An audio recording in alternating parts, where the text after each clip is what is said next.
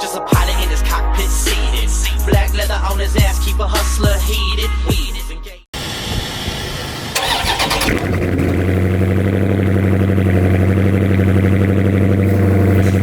Hello everybody and welcome to the channel. So today I'm just getting the car ready for the drag strip. I'm going to be taking off these drag radials and making sure I have my jack pack, all the different lug nuts that I'm going to need, all the different sockets I'm going to need, a torque wrench, just those various things that you kind of need to set up your little mobile area. So I'm just getting all that stuff ready. So I'll be taking these off in a moment. I'm really not looking forward to doing it because it's kind of a pain, but at least I'm not going to be dealing with Gorilla locking lug nuts this time. I'm going to put new ones on. I'm not going to try to have to remove a locked one without a key, which is horrible. Possible, but horrible. Anyway, just a couple feedback items from yesterday's video where I did a couple 0 to 60 tests, actually a few 0 to 60 tests. So the transmission did get rather hot. It got up to 230, and I've talked to a few people in the comments, and I actually talked to my shop today, Sirius HP in Houston. I talked to him about it in depth, and he said the best thing to do is just to make sure I'm not stalling it so hard. Obviously, I didn't realize it was going to make the temperature spike that high. I mean, I should have known, but I did stay on the brake for a lot longer than I should have. So that's one change I can make to mostly mitigate the problem, but I need to give it more time between runs when I'm going to launch it like that. And I really don't want to have to do that, but it doesn't look like I'm going to have much of a choice. I like hot lapping the car, and maybe this isn't a car that likes to be hot lapped anymore because it's just going to put too much heat in the motor and just not really worth it. So I'll probably stop doing that because I did it before and I don't know. So I'm probably going to stop hot lapping. And the other thing, so we talked about a transcooler. So a transcooler for this car would help in certain conditions. He said, which is, kind of obvious. He said that a transcooler for what I'm doing isn't gonna help. If I want to keep it on the brake for a long time, the transmission's gonna heat up, cooler or not. So that's one thing. Then he also said a transcooler will heat up the engine bay. Like if I just keep one for around town all the time, it's gonna heat up the engine bay, and that's not good. So he suggested rather than getting a transmission cooler, to upgrade the radiator, and that'll keep the coolant temps down. And that way, since the stock transmission cooler uses the radiator, it'll keep the temps down globally and help keep the transmission down. Because obviously the engine warms up, the engine gets past 200. That's the transmission cooler's cooler. So it's going to have hot fluid running through it too. So obviously that makes sense. So I'm probably going to be going to a Fluidyne, and maybe if I get a transmission cooler, it's not going to be one with a fan, but I still got to do a little bit more research, but that's what he suggested and it kind of made sense. So looking into that. And the other thing, drive shaft. So a lot of people mentioned that I might break the drive shaft, and I conceded that. So I talked to my shop about it. I said, so what am I looking at here? Is it going to break? And he said, with the drag radials that I have on it, which are 305 4517 Mickey Thompson ET Street R's, if I launch it as hard as it will launch, I will most likely break the drive shaft, which is, I suspected I might, but he kind of confirmed it. He's seen enough of these things. He said I will probably break it. So at the track, I'm going to have to launch it soft and not just completely go after it. So I might not be able to get my 10-second run. Maybe in the middle of my track times, I'll try to do one run launching it really hard if I can't get into the 10s otherwise. But I'm going to have to accept the risk that there's a good chance I'm going to break it if I launch it too hard. So that's one thing. And that's an issue with Hellcats and Scat Packs. So it's not something unique to this car. It's just an issue with these cars. The drive shafts aren't strong enough to handle launches on a real sticky tire. So a new drive shaft is like $970 something, $990 something or something like that, right around $1,000 and about $120 to install. It's kind of I really don't want to be spending another $1,000 right now, so I'll have to kind of weigh my options and see how it does at the track. Obviously, if I break it, I'll have to get a new one. I won't have a choice because the car won't work. But for now, I'm going to try to just keep this one alive for, at least a couple weeks or months. I don't know. I do want to go to TX2K and run it really hard, so I don't know. I got a lot of thinking to do. And the other thing was the drive shaft safety loop. He said I won't need one because I'm not running on a full slick and I'm not running fast enough. So he's familiar with Royal Purple. So for now, I'm not going to get one, and then if I need one in the future, then I'll do that. But when these drive shafts break, they break in the rear near the differential, not in the front. So the drive shaft will fall down and it'll just scrape across the ground. It won't fall forward and then have the chance of hanging up on the road and catapulting the car or sending the drive shaft through the floor pan or something. So that's the risk on that is pretty minimal. It's just the thing's going to break and I'm going to be stranded is most likely what it's going to do. But he did mention that the wheel hop, I need to not let it wheel hop at all, because last time when it started wheel hopping, I just stayed in it. Wheel hop is very destructive. Of course, I knew it was, but he said I can break the differential case. I thought I was just going to break, you know, the drive shaft with the wheel hop, but I can break the differential case and all kinds of different stuff. So don't let it wheel hop, even if it's gripping while it's wheel hopping. Just get out of it a little bit if it wheel hops. So that's another lesson learned. I'm just kind of trying to figure out how to drive the car to make sure I don't break it and still can make quick passes. Like if I just go balls out and do everything as crazy as possible, I'm probably going to break the car. I need to learn a little bit about how to drive the car in the least destructive way possible. That's that. So, you know, drive shaft going to be about $1,200, and a radiator I think is going to be like $500-600, and those things will probably allow me to be pretty consistent and run the car in, you know, essentially all conditions without any problems. Now, they're not mandatory to do those things. It just depends on how you want to drive the car. I like driving the car real hard, doing multiple passes all at once, just like you saw in yesterday's 0 to 60 video. I did those back to back to back, and that's kind of the way I like to do things.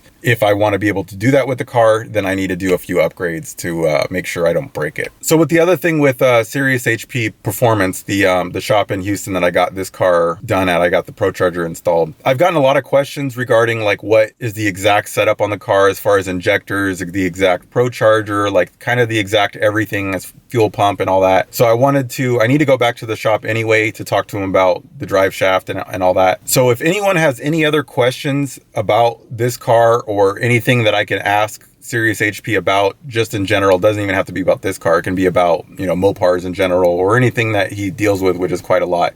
Leave it down in the comments. I'm going to create one thread. So just if you have a question you want me to ask the shop, you know, it's not very often that we get, you know, to engage with the reputable shop and just ask a bunch of random stuff where everybody can view it. So if you have any questions about, you know, these setups, how much power things can hold, what you should do with the 6.4 or even a Hellcat or anything, just leave it in the comment below, or if you can first look for your question and just thumbs up it. If anyone else posted it, it just makes it a little bit easier on me when I'm thumbing through hundreds of comments. So just leave it in the comments and I'll ask them. I'll go over there and spend a little bit of time and have them talk about this car and the setup on it and the how much power things can hold, how much, you know, what my risks are with the transmission, just all that. And I think it would be a pretty good learning experience for not only for myself but for you guys too. So just leave that in the comments below. So I think I've rambled long enough. Let's get started in getting these tires off, something I'm really dreading doing because I just hate doing it. Okay, now on to the next part of this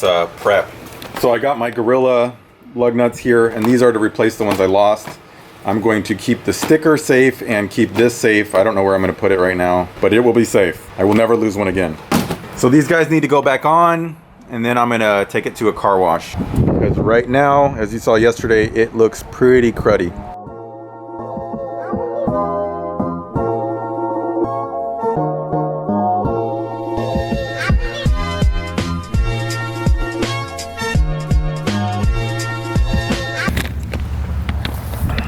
See, and you gotta love cars.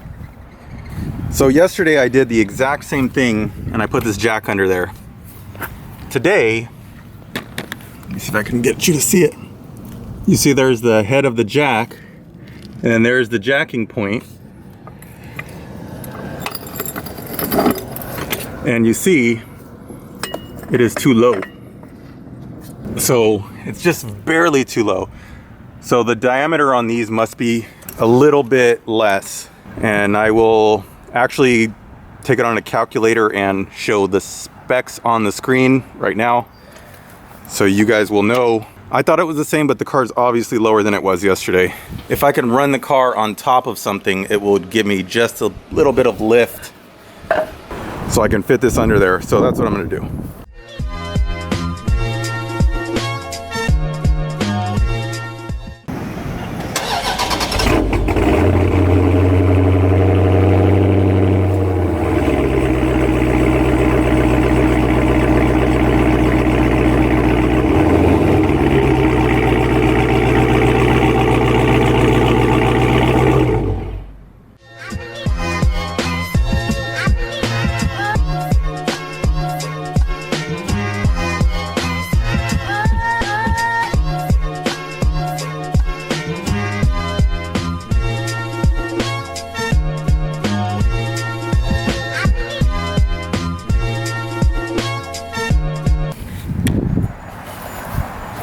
All right, that's off and the tire looks pretty flawless. That shows you how little burnout or anything I did on it. That's the part of it where the sticker was. So it didn't even burn that off. So I did really, really minor.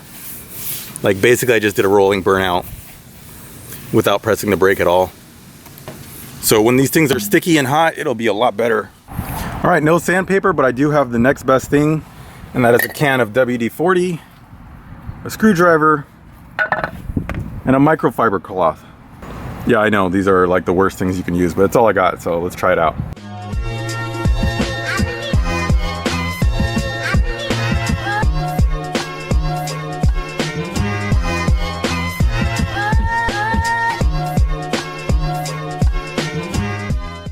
Okay, I can't quite get it to fit on, but it fits a lot better than it did, and this just looks a lot better. Not sure how well you can see it, but it looks a lot better than it did. So I'm gonna try again to see if I can get this to fit on this side. Let me just show you guys so you know I'm not crazy. Oh, so this has rust or something in it too. There we go. So I just wasn't pushing hard enough. Like I said yesterday, I was not sure that they needed to go on, so I just kind of ignored it. So that's on there, and it will be on there tomorrow, so no broken parts for me, hopefully. At least no lug nuts broken.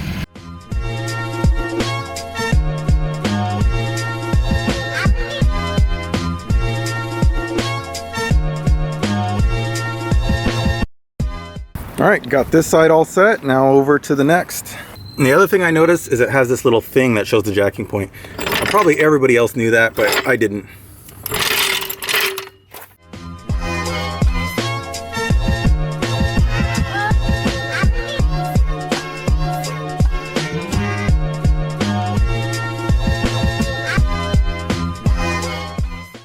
And it looks like on these ones, the thing just pressed in there and it stayed in there. So hopefully that's what it does next time on the other one, and we'll be all set. We won't really have to worry about it other than making sure it's in there.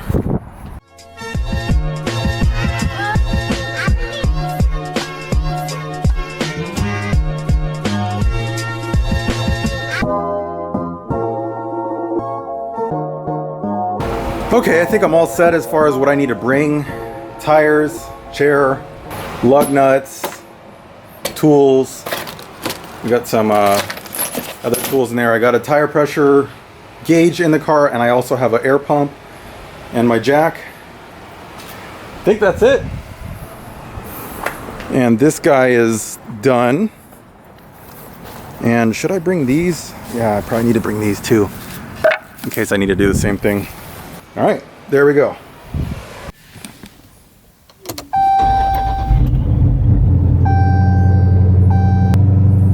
Wonder how long that'll take to come back this time.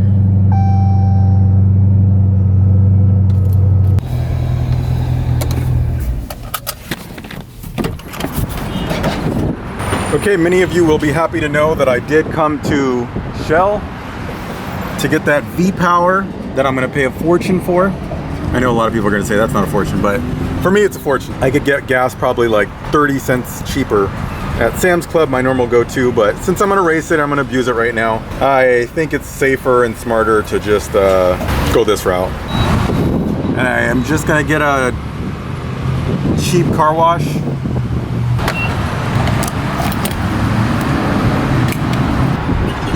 Now I don't think this is it's the car wash there. Sorry for the lighting, it's horrible. But the car wash there, I don't think it's a touchless one. It's one of them that uses the little brushes. I probably need someone to school me on not using those, because I've always heard people say don't use it. It's like horrible on your paint, horrible on your car. I've put all my cars through those things. I put my Z06 through it. I put this through them before. I put all my cars through it. Am I really messing up the paint? Because I don't feel like it is. Like it's just cleaning it. Like why is it messing it up? I'm not doubting that it's messing it up, but I just don't understand why. And until I completely understand why, you know, I'm just not convinced. I'm not gonna stop doing it. If anyone knows why those things are bad, please let me know, because I'm gonna use one right now, and I'm gonna continue to until, you know, I see a downside. I try to wash the car myself, but even then I use a brush thing. I don't use a foam cannon or anything like that a lot of people do. I just don't see the reason why. Like it's just, the brush cleans it better. It's a soft brush made for cars, so I don't feel like it's like not a hard bristle brush. It's super soft. You know, is it messing up the car? I don't think so, but you know, maybe I'm wrong. So I don't want a completely full tank. We'll say 14 gallons will be enough. Almost forgot my receipt with my car wash on it.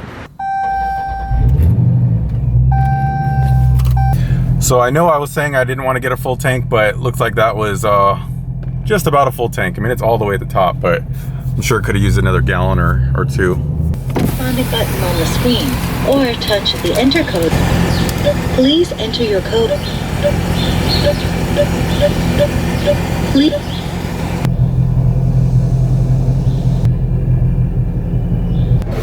So it's this kind with these cool things.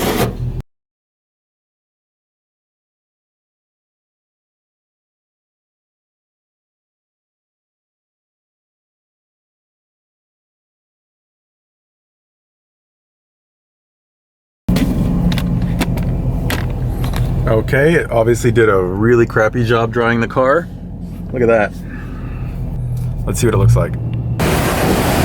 See, this is the problem with those. Like, you just get the streaks where the things hit it, but it's like not even clean. This is a really terrible job. Like that, where it didn't clean it. That, where it didn't clean it.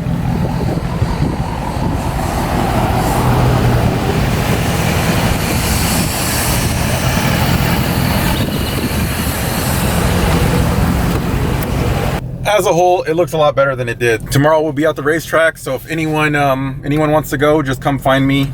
Car's hard to miss. Hopefully we'll make some good passes and make a cool video out of it. So that's it for now. Peace, everybody. Just a